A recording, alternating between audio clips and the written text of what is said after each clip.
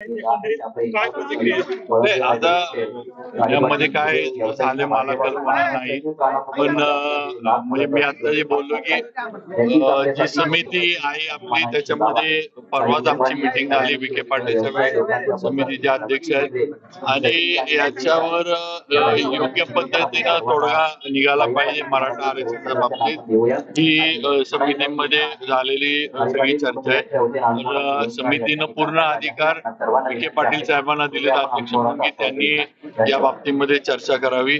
त्याचबरोबर एकच या ह्याच्यामध्ये मला म्हणजे एक मंत्री म्हणून आज मंत्री म्हणून मी इथं उभा आहे. यापूर्वी मी आमदार होतो सगळ्या मोर्चांमध्ये पहिल्यापासून माझा सहभाग सातारा, नागपूर, मुंबई सगळ्या याच्यामध्ये माझा सहभाग होता.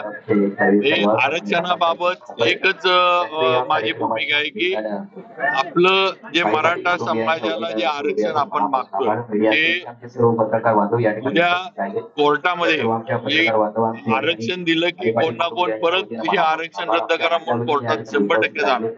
कारण हा विषय जो आहे हा विषय असाच हे करण्याचा काहींचा डाव आहे. त्यामुळे आज सरकारच्या माध्यमातून जो प्रयत्न चाललाय किंवा आता जे मी स्वतः बघतोय मान्य देवेंद्र फडणवीसांचा पण जो प्रयत्न आहे की उद्या कोर्टामध्ये हायकोर्ट असेल, सुप्रीम कोर्ट असेल, कुणी कुठल्याही कोर्टात जाऊ दे तरी या दिलेल्या गेलेल्या आरक्षणाला कुठेही गालबोट लागलं नाही पाहिजे, ते रद्द झालं नाही पाहिजे आणि समाजाला योग्य पद्धतीनं आरक्षण मिळालं पाहिजे जे कायद्याच्या आणि घटनेच्या ह्याच्यात बसलं असं. सर असं असलं तरी जरांगे पाटलाच्या आंदोलनाला केवळ 1 दिवसाची परवानगी दिली. जरांगे पाटील म्हणतात ही आमची चेष्टा आहे. नाही, आता ती परवानगी जी आहे ह्याच्यामध्ये आपल्याला पण माहिती आहे जे मला कळते की कोर्टानं पण त्याच्यामध्ये काही आदेश केलेले आहेत आणि कोर्टाच्या ह्याच्याने दिलेले आणि नक्कीच हे कुठलंही लोकशाही मार्गाने होणार हे दडपण्याचं प्रयत्न सरकारचा नाही आहे आणि असा प्रयत्न करणार पण नाही. आम्ही सगळे लोकशाही मानणारे लोक आहोत किंवा आणि शेवटी आज आम्ही तरी कुठनं आलो, आज आम्ही पण ग्रामीण भागातनच आलोय ना. आज मंत्री म्हणून मी जरी असलो किंवा मी जरी आज तुम्ही मला मंत्री म्हणून प्रश्न विचारला तरी शेवटी मी पण एक मराठा समाजाचा घटक आहे. आज मला पण माझ्या ठीक आहे माझी परिस्थिती चांगली असेल, माझी परिस्थिती किंवा माझ्या आरक्षणाची थोडी आर्थिक परिस्थिती चांगली आहे, मला त्याची जड बसत नसेल, पण आज वस्तुस्थिती आहे की आज राज्यात मराठा समाजातली अनेक लोक आहेत, समाज संख्येनं मोठे आहेत, पण आज लोक एवढी त्याच्यामध्ये आहेत की ज्यांना आज त्यांची परिस्थिती दयनीय झालेली आहे.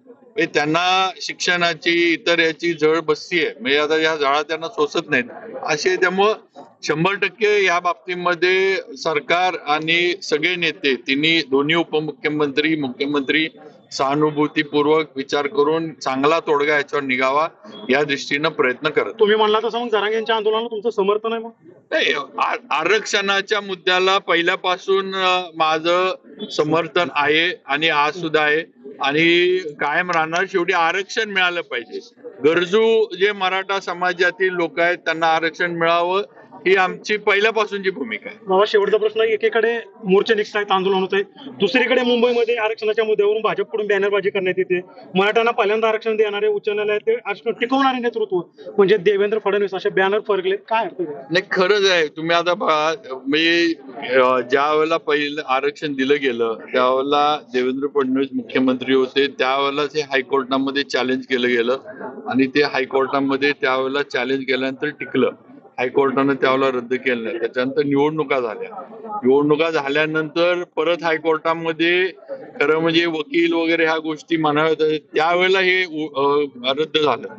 हे आपलं आरक्षण जे उडालं हे निवडणुका झाल्यानंतरच्या ह्याच्यामध्ये आपलं आरक्षण गेलं, ही वस्तुस्थिती आहे. त्यामुळे ह्यात काही चुकीचं आहे असं नाही, पण शेवटी आता मागच्या गोष्टी काढण्यापेक्षा आज आपल्याला काय पाहिजे हे बघितलं पाहिजे. आपण आज आपली भूमिका हीच आहे की घटनेच्या चौकटीमध्ये आणि कायद्याच्या चौकटीमध्ये बसल असं कायमस्वरूपी आरक्षण मराठा समाजाला मिळावं आणि त्या दृष्टीनं महायुतीचं सरकार देवेंद्रजींच्या नेतृत्वाखाली 100% प्रयत्नशील आहे की हे आरक्षण लवकरात लवकर देण्याच्या बाबतीत तोडगा निघेल वाटतं. जरांगेनं